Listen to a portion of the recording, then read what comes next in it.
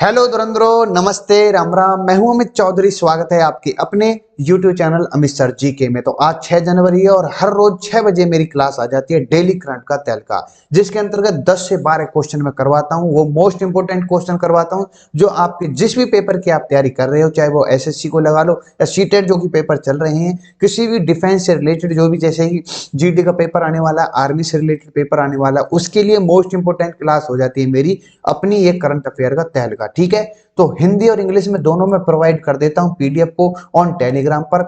Description में मैं link दे दूंगा अमित सर जी के।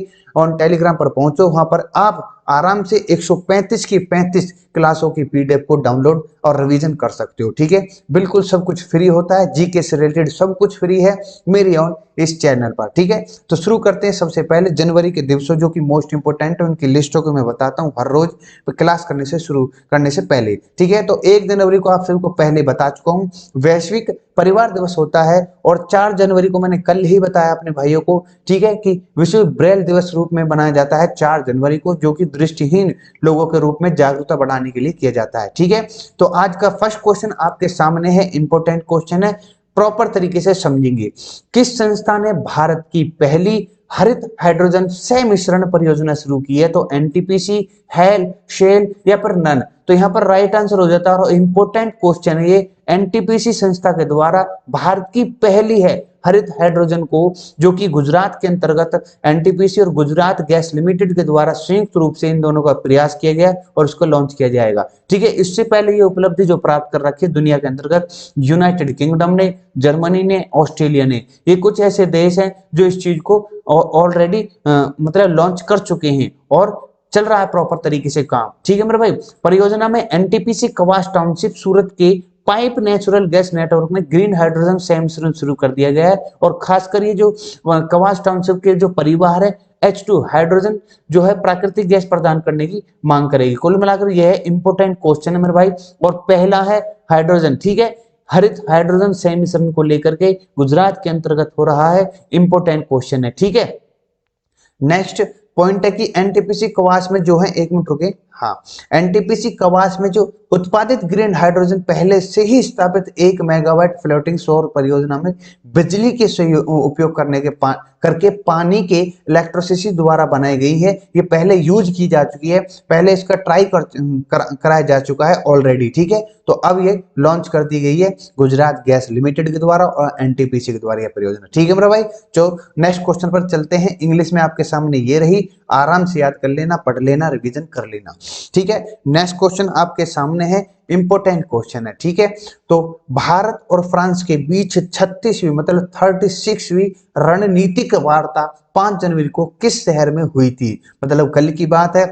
बेंगलुरु, नई दिल्ली में, झांसी में, वाराणसी। आप सभी को दिख रहे होंगे देश के प्रधानमंत्री और राष्ट्रपति फ्रांस के मैक्रो साहब। ठीक है, इंपोर्टेंट क्वेश्चन है। ठीक है, इन दोनों ये क्या पता आपसे एक क्वेश्चन पूछ ले कि फ्रांस के जो राष्ट्रपति उसका नाम क्या है। ठीक है, तो 36वीं रणनीतिक वार्ता कहां पर हुई, ये लास्ट ईयर कहां पर हुई, या फिर इस साल में कहां पर हुई भारत के अंदर? तो यहाँ पर राइट आंसर हो जाता है बी, नई Delhi is the right answer हो जाता है। ठीक है, बात करूं दोनों देशों के बीच में वैश्विक मुद्दे सहित व्यापक द्विपक्षीय संबंधों की बातचीत हुई, और ये जो राष्ट्रीय सलाहकार सुरक्षा सलाहकार जो हमारे अजीत डोभाल साहब है, उन्होंने इसका नेतृत्व किया है भारत की तरफ से। पहली जो पिछली बार जो दोनों पक्षों के बीच में जो वार्ता हुई थी वो नवंबर 2021 में हुई थी, और पेरिस में हुई थी, जो कि राजधानी मेरे भाई फ्रांस की है। ठीक है, फ्रांस के बारे में मैं बता दूं अपने भाई को, यह एक पश्चिमी यूरोपीय देश है और जिसकी राजधानी पेरिस है, और इसके प्रधानमंत्री तो प्रधानमंत्री बता रहा हूँ एलिजाबेथ बोर्ने है। फ्रांस की मुद्रा यूरो है, आप सभी को पता होगी। ये संयुक्त राष्ट्र सुरक्षा परिषद जो 5 सदस्य देश है उनमें से एक फ्रांस है।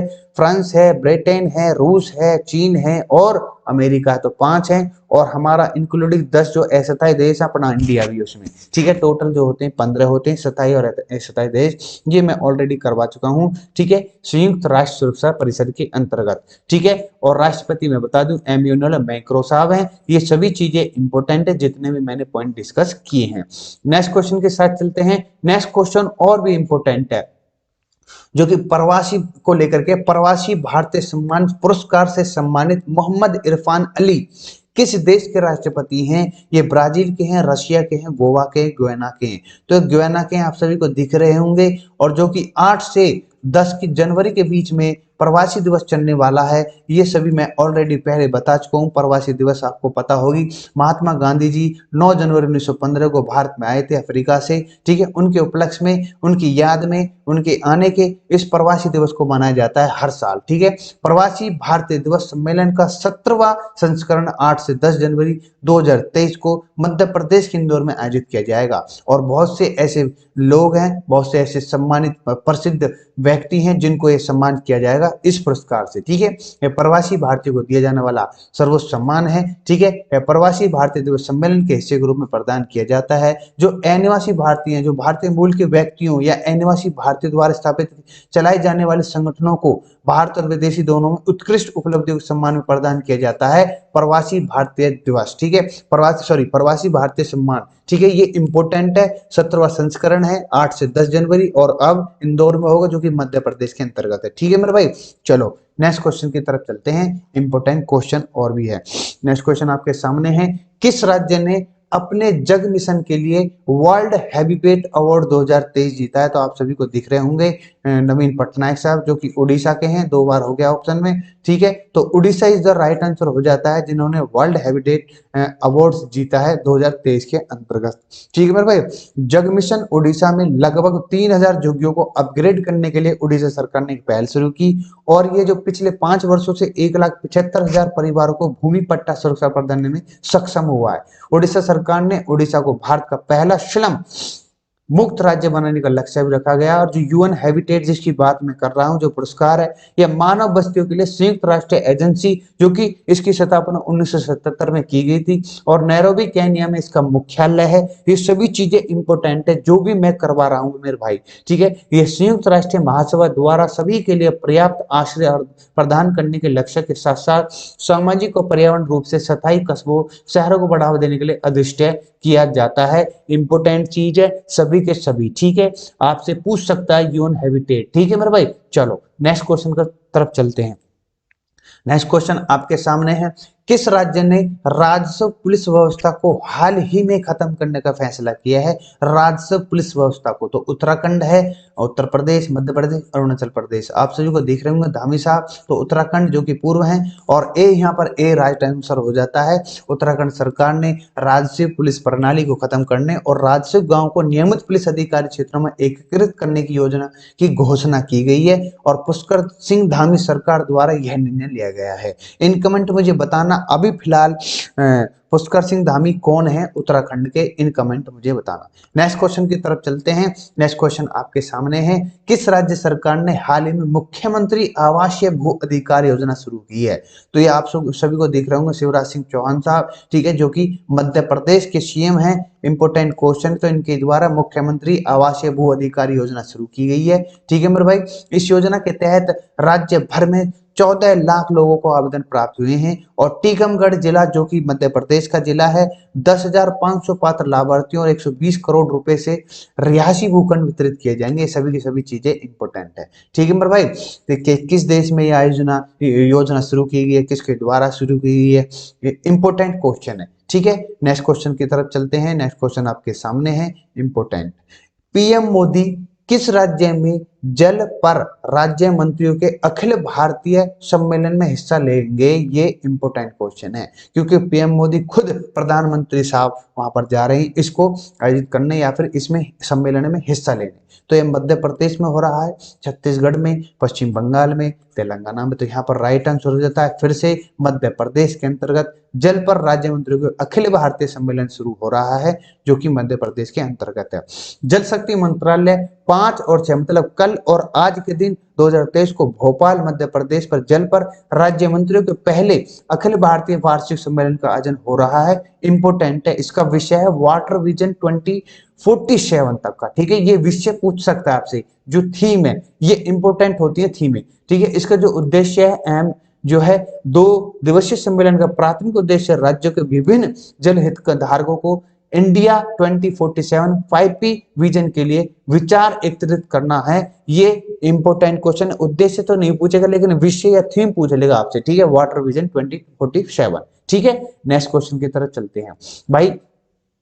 मैं जो भी क्वेश्चन करवाता हूँ अपनी तरफ से करंट से रिलेटेड, उनको क्वेश्चन को करवा करके उसके ऑप्शन को ठीक ढंग से एनालिसिस करके और क्वेश्चन से रिलेटेड जितने भी पॉइंट लेकर पाते हैं और जिनको भी एनालिसिस करवा पाता हूँ, जितने भी पॉइंट मैं आपको अच्छे तरीके से समझा पाता हूँ, वो मोस्ट इंपोर्टेंट होते हैं। क्योंकि क्या पता इस क्वेश्चन को न पूछ करके उससे रिलेटेड जो भी बातें हैं क्वेश्चन से, वहां से एग्जामिनर आपको सामने क्वेश्चन रख दे किसी भी पेपर में, ठीक है, जिस भी पेपर की आप तैयारी कर रहे हो। यही मेरा एम होता है, ये मेरा टारगेट होता है, क्वेश्चन से रिलेटेड ही पॉइंट मैं आपको बता पाऊं, ठीक है। नेक्स्ट क्वेश्चन की तरफ चलते हैं। नेक्स्ट क्वेश्चन आपके सामने है, CMIE की नवीनतम रिपोर्ट के अनुसार किस राज्य ने दिसंबर 2022 में राज्यों में सबसे अधिक बेरोजगारी दर्ज की है? इंपोर्टेंट है, ठीक है। इसको बताना भी मुझे बहुत ही क्योंकि मैं खुद भी उसी राज्य से हूँ, गुजरात, त्रिपुरा, हरियाणा, गोवा। तो यहाँ पर सी इज द राइट आंसर हो जाता है। हरियाणा में सबसे ज्यादा बेरोजगारी दर्ज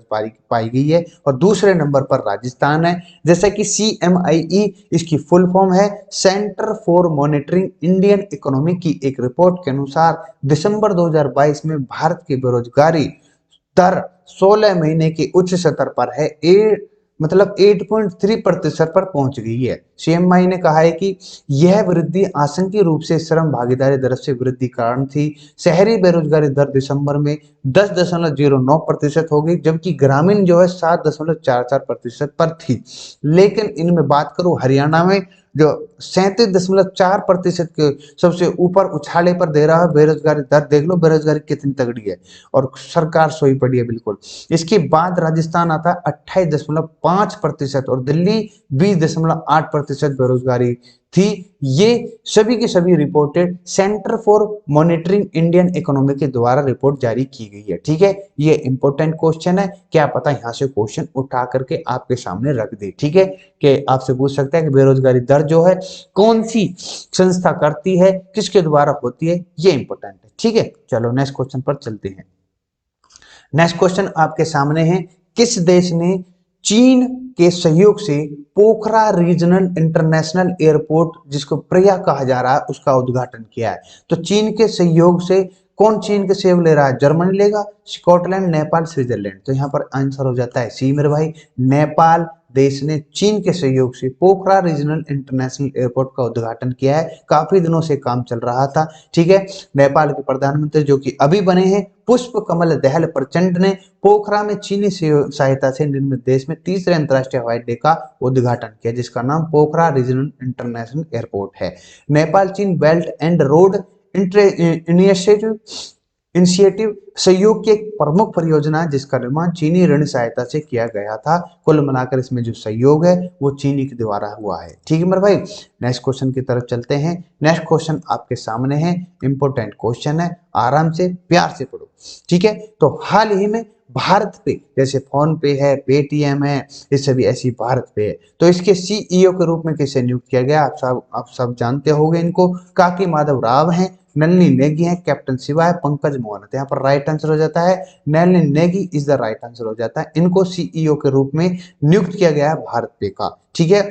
इनके बारे में फिनटेक यूनिकॉर्न जो कि भारत पे ने वर्तमान मुख्य वित्तीय अधिकारी नलिनी नेगी को फर्म के अंतरिक्ष में मुख्य अधिकारी नियुक्त किया गया है, ठीक है। आप सभी जो देख सकते हैं चीफ बन चुके हैं, चीफ फाइनेंशियल ऑफिसर, कौन? भारत पे के नलिनी नेगी जी, ठीक है। ये देखो जितने भी पॉइंट मेरे से आते हैं, जितने भी पॉइंट मैं डिस्कस करने की कोशिश करता हूँ अपने भाइयों से, अपने क्वेश्चन से रिलेटेड, वो सभी के सभी इंपॉर्टेंट हो जाते हैं। और मैं इमेज इसलिए लेकर आता हूँ क्योंकि आप एक, जैसे ही मैं कुछ नाम बोलता हूँ तो आपके दिमाग में इमेज सुंदर एक क्रिएट हो जाएगी कि हाँ भाई ये व्यक्ति था, और हमने फोटो भी देखा था, इमेज भी देखा था। तो इस इमेज का मतलब यही होता है कि आपको नाम के साथ साथ इमेज भी दिमाग में फीड हो जाए, ठीक है।